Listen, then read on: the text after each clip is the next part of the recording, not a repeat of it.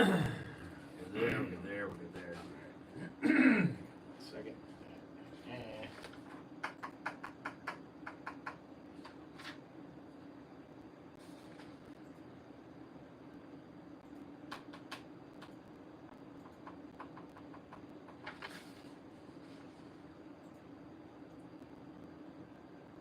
Alright, we're all set.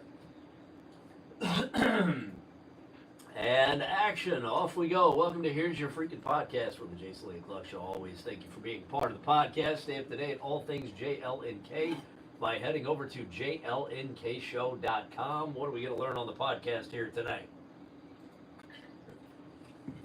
Well, sadly, we're going to learn, are you a good guy?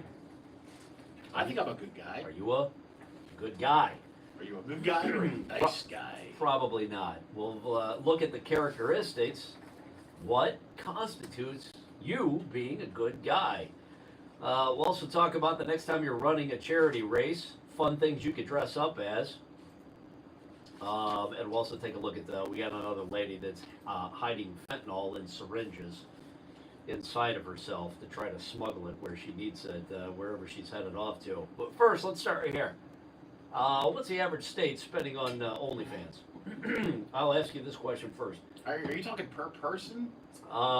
Per 10,000 residents, what is the average amount spent on OnlyFans? We'll start with who is the most dedicated state in America to OnlyFans? I'm going to say Nevada because there's probably a lot of people there who are on it. They're passing out, Top five, this is the top five people that are spending the most money on OnlyFans. 5-1, Iowa. I get it, there's not much in Iowa. Nope. Illinois, most of Illinois, not much there. Colorado, number 3. Okay. Nevada is number 2. Ooh. The state spending the most money on OnlyFans per year. Is it Utah? It is West Virginia. I thought it would have been Utah. That would have been my number 1 pick. Most buttoned down, so they're probably checking out the weird stuff. West Virginia is more addicted to OnlyFans than any other state in the union per 10,000 people. Per 10,000 people, how much money are they spending on average I'm a year? going to say per 10,000, $10,000 because most of those people aren't buying. $116,000 per 10,000 residents in West Virginia. That's twice as those at the bottom. Those at the bottom, the great state of Mississippi, per 10,000 people, they're only spending about $55,000. Still a lot of money, man. Southern states, by the way, make up most of the bottom 5. OnlyFans spending. Louisiana is second from the bottom. Arkansas, Alabama, and Alaska. Alaska seems like that would be a hotbed for OnlyFans money. Because you're lonely, right? I got all winter long to check things out. The sun doesn't come up for 2.5 more months. I don't know who these people are. The study also reveals the top OnlyFans stars who get the most searches. I guess I don't know. I don't know any. Bonnie Blue. Okay, so I know one. Her. The rest of them I don't know. She's not on top searched. Sophie Rain. Followed by Camilla Arhol, Agerhor. I don't know. Isn't Sophie Rain like the other hot girl who's kind of beefing with Bonnie Blue? I don't know. Is it? Like one girl was like, I'm gonna bang 100 guys. And she's like, I'm gonna bang 1,000 guys. Yeah, I know she has competition. I don't know what the competition's name is. That's the girl. All right, are you a good guy? What are the characteristics that make up a good guy? I don't steal. I open the door. Respect my elders. Here we go. We'll burn through these real fast. A good guy has integrity and character. Okay, totally get that, right? Integrity, short supply. We're more of a do as I say, not as I do society these days. Integrity means do as I do. Do as I say and do as I do, right? That's integrity. Character's like, that guy's a character. Right. Do you know what the origin for the word integrity? You know where it comes from? It's an old Latin word. It means whole, like complete. Oh. When it comes to being a good guy, I didn't come here to learn this kind of knowledge today. wholesome is sexy. Everywhere he goes, that man leaves a mark. Okay. Not a skid mark, but a mark. Just a mark. He leaves an impression. A good guy is balanced. Family and friends always come first. He prioritizes his time. Well-rounded. He's a modern Renaissance man. I don't know about that. I think the Renaissance is what? That's a hotel, right? Yeah. It's a hotel chain. Very nice. See, I know what's up. A good guy is confident, but not. Cocky. That's right. Okay. Good self-image. He believes he deserves the best. I don't think I've had the ability to be cocky about anything in my entire life. That's where you and I fall short because we don't believe that. We Huh? believe the best. You and I believe we get what we deserve. Yep, the worst. We deserve what we deserve. Nothing works out. A good guy is courageous. Nope. He goes after what he wants. You and I hear a gunshot, we look the opposite direction, look down. I don't want any trouble. Oh, a courageous man is also not afraid to approach women and spark a conversation. Oh, terrified. I have a hard enough time working up the courage to talk to the self-checkout girl when I fuck up at the grocery store. Excuse me? Mm-hmm. I just look around nervously and hope we make eye contact. I look up and I look at that little light. Is the light on? Oh, okay. Okay, You know, I she'll do- see me. I do the same thing at self-checkout that I do at the bar. I don't raise my hand or ask. I just look and hope she notices me. Then I nod like, ah! The good guy listens. The good guy doesn't care about the sound of his voice.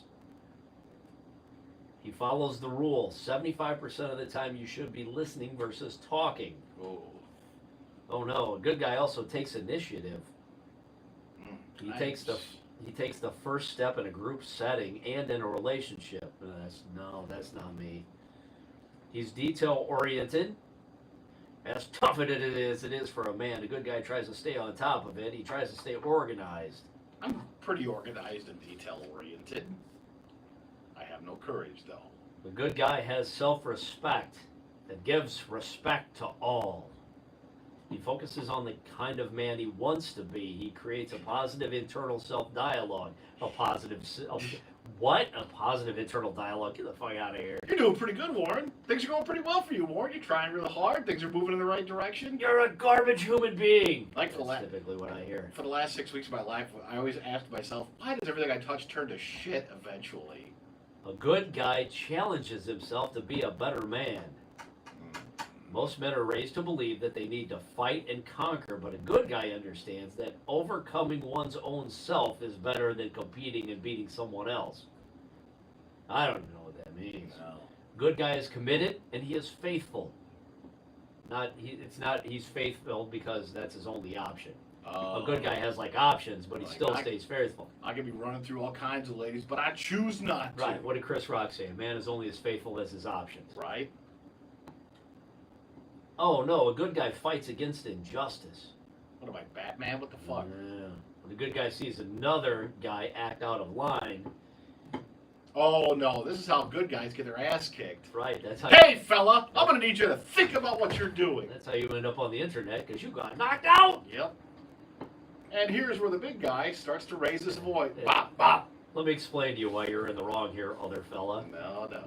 A good guy is honest, even though the truth hurts sometimes. A good guy is good with his money. Ooh. He makes decisions. He plans for the future. A good guy has good humor. He doesn't take himself too seriously. A good guy is humble. He lets other people sing his praises instead of himself. Well, if I don't sing my praises, no one else Who will. will? It's like a tree falling in the fucking forest. Did you hear Well, if I that? don't tell you how No, good, I wasn't there. if I don't tell you how good of a job I did, no one's gonna tell you. A good guy is a team player. He understands that the team's success is his success. A good guy is adaptable. Oh, no. Adapting means you have to break from the routine. And I'm not breaking from the routine for nothing. Anything that breaks my routine is the enemy of the state. A good guy has good manners. Please and thank you. A good guy is always learning. A good guy seeks to make the most out of it. A good guy reads one book a month. Who decides that? Good guys. What if it's a long ass book? Takes you longer than that. A good guy is shaped by the man he respects. He finds mentors, and men he wants to be like, and then he meets with them. Yeah, but what if they don't want to meet with you? I know. Hey, can I, maybe pick your brain a little bit? No. I got shit going on. I got stuff I gotta do. Dwayne The Rock Johnson won't even message me back. Please. It could even be a guy at work, somebody that you look up to. You'd be like, hey man, can I get a couple minutes to pick your brain? No, I'm busy. I don't have time for that. Yeah. Free time I got goes other places. Get out of here, you fucking loser. Can't be you riding my coattails. A good guy has true and close relationships. Okay, I think that's possible. It says he keeps a tight brotherhood around him and he understands iron sharpens iron, just as man sharpens man. Ooh, now we're talking. That's a movie I saw. Yeah, what is that? You don't hang out with losers? Like, if you hang out with a bunch of losers, then you're a loser? Right. If you weren't a loser to begin with, you will eventually become a loser. But chances are you were a loser to begin with because those sorts of people tend to attract each other. Hell yeah. A good guy has a desire to advance culture. When he leaves the world, it will be a better place. A good guy has... good guy... he's not a wild and out of control guy at a party. A good guy is the one who carries his home on his shoulders. I don't know what that means. Oh, so you make sure everybody has a good time and things go smoothly rather than enjoying yourself. Oh. Ooh, there's no fun in that. No. I'm here to enjoy myself. It's a party. He supports and promotes moral excellence. He knows right or wrong. The good guy is the one who helps the old lady carry her groceries in from her car. Wait a minute, isn't that when that's like prime time to rob him, right? You're like, hey, would you like me to help you carry your groceries inside? You're like, oh, what a nice young man. And then you're stealing the quarters out of the change dish. That's a good way to get yourself robbed, old lady. Don't do stuff like that. Where you help her out with her groceries, then you hold your hand out. You're like, hello, soap for the oven. Yeah. A good guy seeks peace when possible. Oh yeah, because confrontation makes me very uncomfortable. I'll do anything I can to avoid any sort of confrontation. No. Even if it's not me, I'm like, there is confrontation. That's what sucks about this. I could really get over. Yeah, he seeks peace when possible. Yeah, man, me too. I love peace when peace when possible. The caveat is a good guy confronts in private. Hey, pull somebody aside. Which is good news because you're not going to get your ass kicked in front of a crowd. Look at your fucking outline there. He has the confidence in himself is unwavering during the tough times. A good guy improves his physical health. A good guy knows that his body is a temple, and he works to improve his health and his image. I mean, we're not trying to make it worse. A good guy has a vision to lead. Oh, is that like me quietly mumbling to myself? I should be in charge of this motherfucker. Long-term thinking, good guy with the realizations that his actions today will affect his life tomorrow. What if you just started realizing that a few years ago? A good guy has gratitude.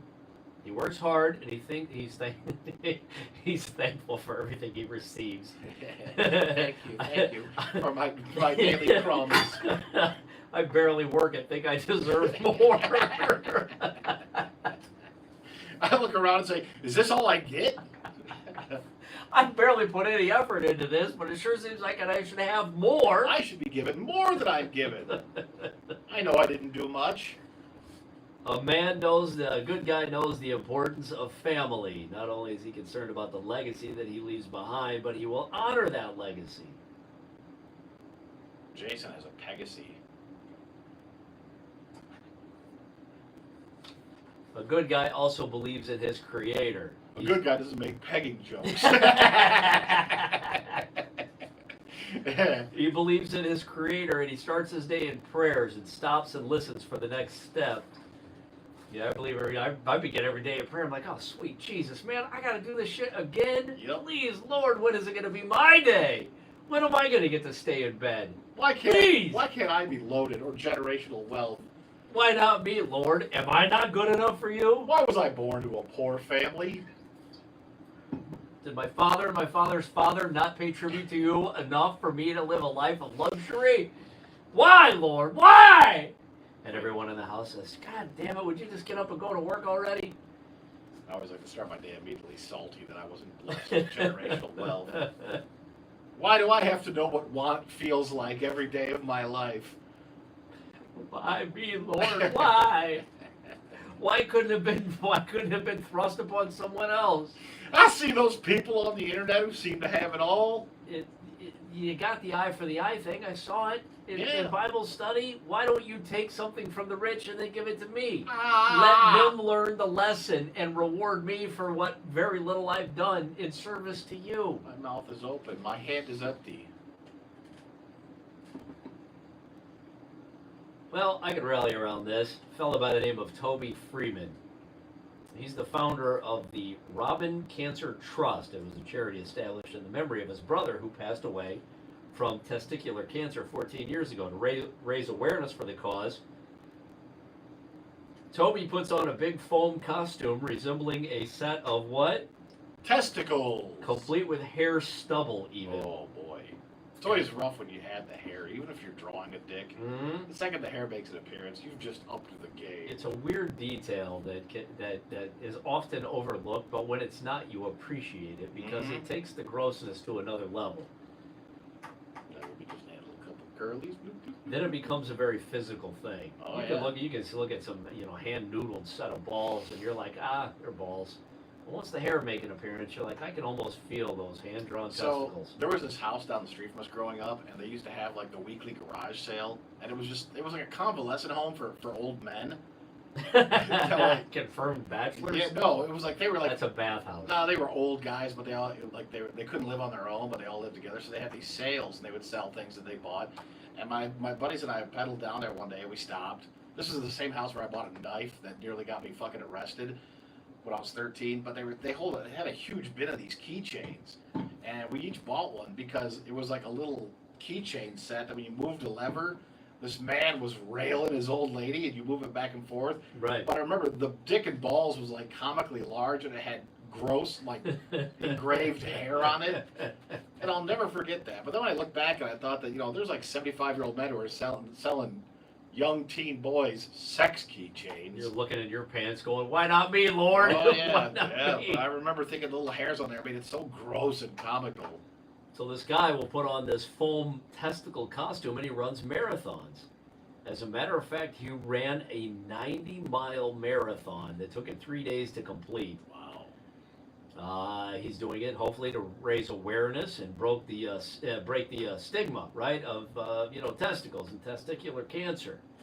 He also wants to remove some of the embarrassment surrounding testicular cancers, and he raised over $300,000 for the cause so far. Good for him. I do have a question here. Andrew on YouTube says this sounds like those pair of plastic balls they pass around health class, but 100 times worse. I don't remember them passing around plastic ball sack in my health class. No, did you not have a teacher who would open his room?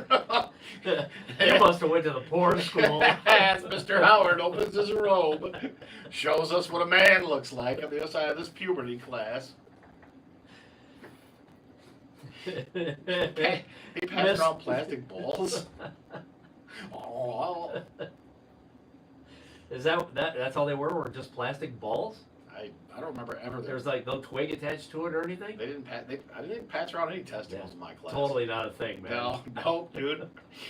I'd start to think long and hard about that health class. Maybe look up your teacher and see whatever became of that man. Yeah, It's what you get for going to Ron Jeremy Elementary.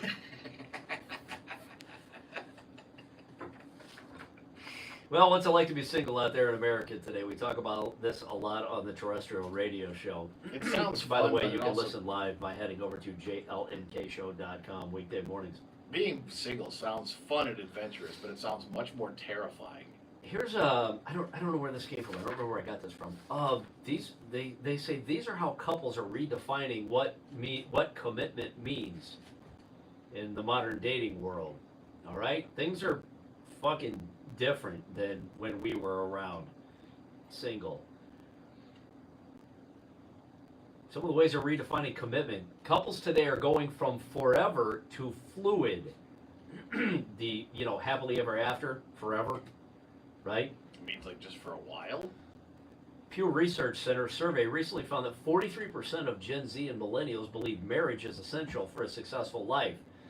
That's a drop from previous generations, so less than half of Gen Z and millennials believe that in order for you to grow old and happy, you have to be married.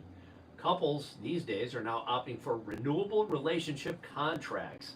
Ooh. We talked about that, Yeah, right? Yep. Yeah, where it's kind of like like a work contract. In 10 years, we'll reevaluate and see if we still want to be here. Oh no, I'm being offered the veterans minimum. Right. Solo spaces and shared love are big in redefining commitment these days. Living together not required anymore. Modern couples. Can you imagine being married to your wife but not living in the same house? Hey, who can afford this? I don't know. Not us. Many modern couples are embracing LAT, which is called living apart together. Whether it's for mental health, career flexibility, or just personal space, separate addresses no longer spell trouble. In fact, some psychologists argue that living apart together can actually foster more intimacy. Plus, could you imagine the thrill of getting in a fight with your wife and just saying, "Get the fuck out of my house," and she just goes to her house, and that's the end of it. I'm like, I'm going home. I'll see you later. Yeah, I've had enough of this shit. They say togetherness is not one size fits all. It's about the quality of the connection, not the quantity of being together. Redefining commitment. In 2025, many couples are ditching the binary of monogamous versus polyamorous. Instead, emotional exclusivity is being prioritized while sexual exploration is negotiated. Dun dun dun dun. We're seeing more and more couples discuss their boundaries with radical transparency. You and I are too chicken shit for any sort of radical transparency. It's not about cheating, it's about designing a sex life that reflects your values, not your fears. Wow. Okay, that's Hey, heavy. I was That's- thinking today about some weird pussy. That's heavy and hot. Yeah, new stuff, strange stuff. I want to see what's out there. She would like to say, probably, "Go ahead, fat boy. You run down there and you get them all." Money talks with today's relationships. Finances have become their own love language. Instead of merging everything, many couples maintain financial independence, side-by-side bank accounts, mutual spreadsheets. Many couples today draw up a relationship contract that outlines the responsibilities, goals, and, oh no, exit plans. What's with that last thing right there? What is this line item? You real have, quick? you have an exit plan. How are they redefining relationships? AI as a third party. Believe it or not, artificial intelligence is joining the chat. AI therapists and relationship bots are helping couples mediate conflict. It's like having a non-judgmental couples therapist in your pocket. I don't know. I feel like AI would be against me somehow. Just because I think everybody's against me. Yep. The takeaway to relationships today is build your own blueprint of what you are looking for in a relationship and then stick to it. Love is no longer defined by white dresses, picket fences, and legal statuses. It's defined by what? Clarity, communication, and co-creation. The problem with that is then I have to figure out who I am in order to stand up for what I want. And I don't think I know who I am enough to define that stuff and to argue it successfully. I don't even know. So what I would just shrug my shoulders. I'll be like, okay. Yeah, I'm thinking with you. I wouldn't know what I wanted. Yeah. And then I think once I found, if I did find something that I wanted, I think I'd be too chicken shit to ask anyway. I'd be like, I think this is what I want. Oh, I can't say that out loud in front of someone. No, she'll make fun of me. Can I text it to you? No, I don't want to text it to you because then you might show your friends. And I don't want that. All right, here we'll wrap on this. This is a little more than the I forgot. This woman by the name of Jessica. She was arrested by sheriff's deputies after being found. After she was found storing several syringes and fentanyl inside of herself. The fentanyl, I understand, but the syringe part would make me nervous. She'd been pulled over because she had mismatched license plates. Good. The plate was assigned to a Ford car. She was driving a Chevy. Oh yeah, also a telltale sign the police should probably pull you over. Her seatbelt was dangling from the door. She shut at the door. Yeah. Oh no. She admitted she didn't have her driver's license and that she had an upcoming court date pertaining to the suspension of her license after being arrested. So you don't even give me a ticket for it right now. I'm already going to court. Right. Yeah. Why? I mean, why? All you're doing is choking the judicial system. Gonna give me a 2-for-1. After being arrested, she was advised there'd be other charges if any contraband were found on or inside of her. A search at the jail turned up a black sock that it had been stuffed in her vagina. Whoa. Hey, that took some work. A dry sock? Yeah, what aren't you supposed to do it like a condom? I would think. Yeah, I think that's how they smuggle drugs, right? They balloon them up in a condom and then the. I don't know what. I mean, you gotta stuff hard, right? It was a black sock containing the syringes and the drugs. When asked about it, she told officers she forgot that she had them. Oh, that's where that went. You forgot you had a sock in your vagina? She later admitted that she was too scared to mention that she had a sock with syringes and fentanyl in her vagina. Well, yeah, I would be too. You'd be in a lot of trouble for that. She later admitted she was scared to mention them because she quote unquote didn't want to get sick. I don't know what that means, but she was arrested. She's still in jail right now. So there you go. There's the podcast for this week. As always, thanks for taking the time to check it out. You can stay up to date all things JLNK by heading over to jlnkshow.com, and we will see you next Tuesday.